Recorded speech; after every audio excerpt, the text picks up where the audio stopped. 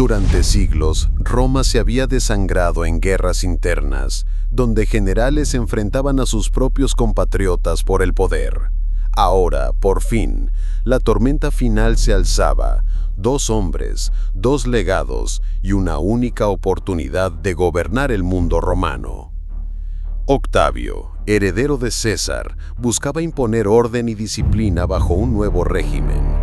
Marco Antonio, aliado de Cleopatra, apostaba por el esplendor oriental y la antigua grandeza helenística. Y fue en Actium, en las costas de Grecia, donde el fuego y el mar sellaron el destino de Roma. La República Romana ya no era una república. Era un campo minado de ambición, traiciones y venganzas personales disfrazadas de deber cívico. Luego del asesinato de Julio César, la guerra civil había arrasado ciudades, dividido familias y dejado a Roma sin dirección clara. Octavio, joven y frío, había logrado consolidarse como figura clave del nuevo orden, pero no estaba solo. Marco Antonio y Lépido formaban con él el segundo triunvirato. Durante un tiempo, gobernaron juntos, repartiéndose las provincias como si fueran un botín. Pero la alianza no duraría. Antonio se instaló en Oriente, donde cayó bajo el hechizo de Cleopatra, reina de Egipto. Para Roma, esa cercanía pronto se volvió sospechosa. Cleopatra no era solo una reina extranjera, era el símbolo de un mundo que Roma había jurado conquistar, no adorar. Las monedas comenzaron a mostrar los rostros de Antonio y Cleopatra juntos. Eso en Roma era una provocación. Octavio lo supo enseguida. No debía derrotar a un general romano, sino a un traidor al espíritu de Roma. La guerra era inevitable. Pero Octavio no la presentaría como una guerra civil, sino como una cruzada moral. Con hábil propaganda, convenció al Senado de que Antonio ya no era romano. Era un títere de Egipto, un traidor, un hereje político que debía ser eliminado para salvar la República. La maquinaria de guerra comenzó a moverse, y detrás de ella, una sombra más peligrosa aún: Marco Vipsanio Agripa. Agripa no era político, era estratega, y con él Octavio tenía la espada perfecta para librar la guerra final. Se planificó una campaña naval. La flota sería la clave, no las legiones. Y mientras Antonio se preparaba en Grecia junto a su reina, Octavio ya marchaba hacia el mar con toda la furia de Roma. Los puertos se llenaron de soldados, los astilleros no descansaban, los dioses observaban, y Roma, por fin, volvería a decidir su destino en el campo de batalla. Marco Vipsanio Agripa no era noble, ni buscaba el poder, pero en el mar ningún romano sabía más que él.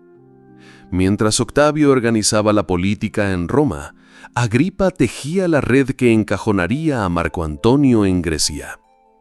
El objetivo era claro: cortar las rutas marítimas, aislar al enemigo, obligarlo a pelear donde Roma quería. Agripa capturó ciudades costeras clave como Metone, Leucade y Corinto, y con cada puerto cerrado, el cerco se estrechaba. Antonio se vio acorralado. Su flota, superior en tamaño, comenzaba a sufrir por falta de suministros. Cleopatra, presintiendo el desastre, insistió en no quedarse atrapada. Quería mantener abierta la vía de escape a Egipto. Antonio sabía que debía actuar rápido o sería asfixiado por la estrategia de Agripa. En lugar de esperar, decidió presentar batalla cerca del promontorio de Actium, en una bahía angosta. Allí reunió su enorme flota, más de 500 naves, muchas reforzadas, pesadas, más lentas, pero casi impenetrables. Roma apostó a la maniobrabilidad, Egipto al poder bruto. En tierra, Antonio tenía aún más tropas que su rival, pero no podía usarlas si no controlaba el mar. La batalla se volvió inevitable. Ambos ejércitos pasaron días en tensión, frente a frente, al borde del estallido. Se enviaban mensajes, fingían diálogos, medían movimientos. Era el último intento de evitar lo que todos sabían. En el siguiente amanecer, el mar se teñiría de sangre. El 2 de septiembre del año 31 a.C., las primeras luces del alba cayeron sobre el mar Jónico. La niebla se deslizaba sobre las aguas como un presagio, cubriendo por momentos las siluetas de las naves. En la costa, los soldados de Octavio ya estaban formados. Silencio total. Solo se oían las velas inflándose y el crujido de las maderas. Agripa ordenó zarpar.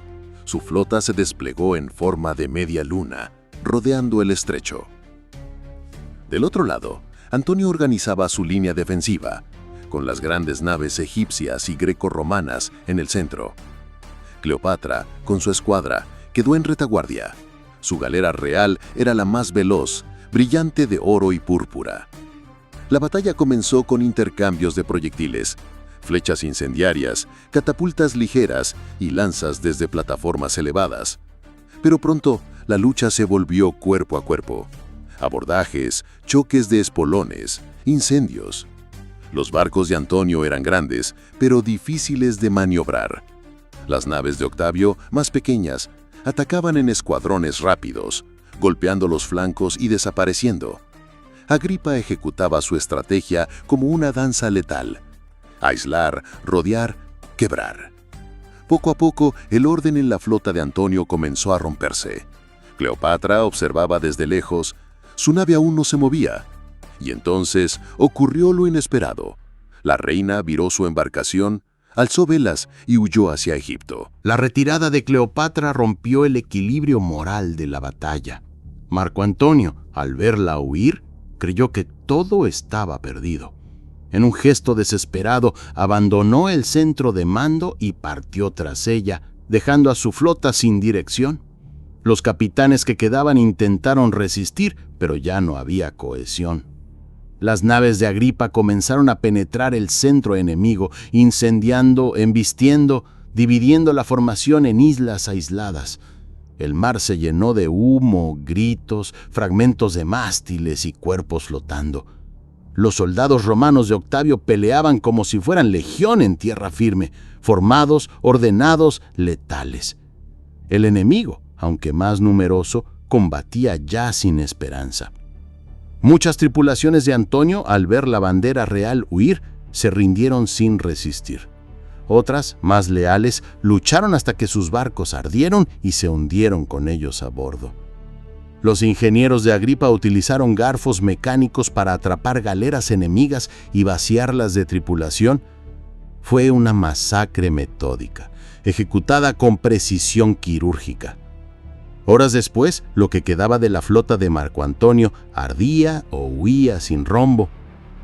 Octavio no lo celebró. Sabía que no había ganado solo una batalla, sino el control absoluto del mundo romano. Pero todavía quedaba un último capítulo, porque Antonio y Cleopatra juntos se refugiaban ya en Egipto. Marco Antonio y Cleopatra llegaron a Alejandría, pero sin poder ni aliados. El mundo ya sabía que su flota había sido destruida en Actium. Las legiones empezaron a desertar y Egipto quedó aislado, sin esperanzas de apoyo externo. Octavio avanzaba despacio, buscando un cierre sin más guerras. El deseo de Octavio era que la historia terminara sin derramamiento adicional de sangre, con una conclusión definitiva y ordenada para Roma. Marco Antonio, al recibir noticias falsas sobre la muerte de Cleopatra, decidió suicidarse con su propia espada, acabando con su tormento. Cleopatra, acorralada y sin opciones, prefirió morir en silencio, rechazando ser exhibida en un desfile triunfal en Roma.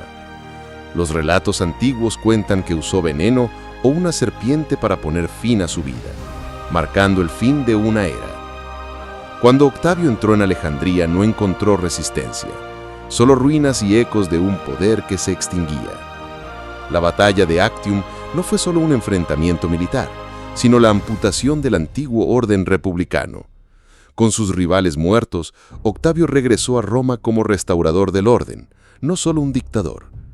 El Senado, aunque humillado, le otorgó todos los honores, reconociendo su poder y legitimidad absoluta. Octavio tomó el nombre de Augusto, convirtiéndose en el primer emperador de Roma y símbolo del cambio definitivo. Así terminó la República y nació el Imperio Romano, un poder fuerte, duradero y con una nueva visión de futuro. Gracias por acompañarnos en este viaje hasta el año 31 a.C., cuando Roma dio un paso decisivo hacia un nuevo destino. ¿Qué opinas tú sobre cómo esta batalla cambió para siempre el rumbo de la historia romana? Nos interesa mucho conocer tu punto de vista. Esto fue Batallas Romanas, donde la guerra se convierte en leyenda. Si te gustó esta historia, no olvides suscribirte y dejar tu like.